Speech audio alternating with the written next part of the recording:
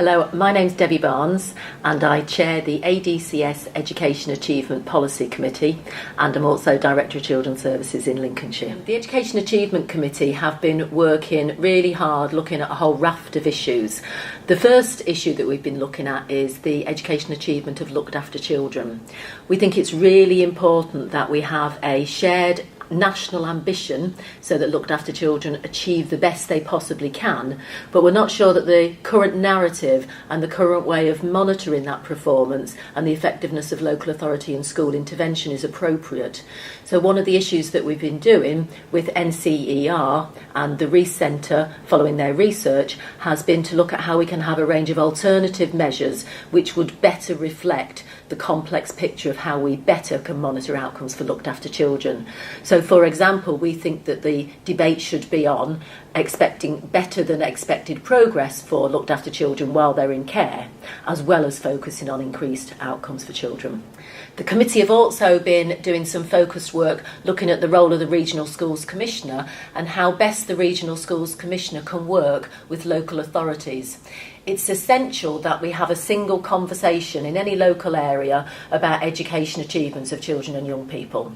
Whilst Regional Schools Commissioners are responsible for the performance of academies and increasingly coasting schools, Directors of Children's Services are statutorily responsible for the outcomes of those children.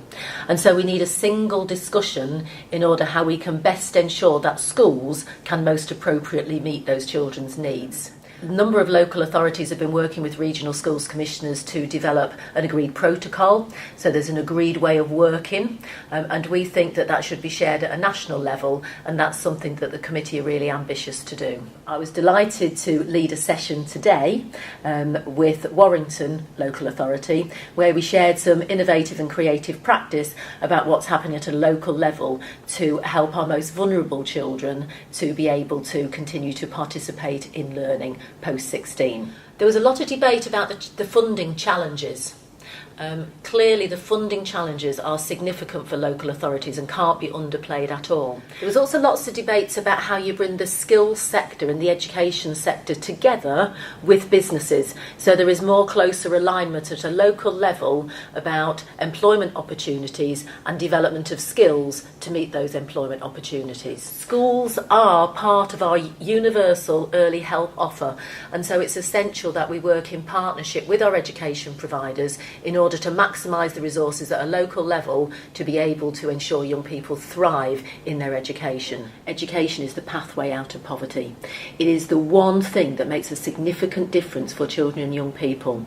It helps them become rounded individuals, it helps them become responsible citizens in later life, and it just enables young people to have that thirst for learning so that they can continue to grow throughout the whole of their lives.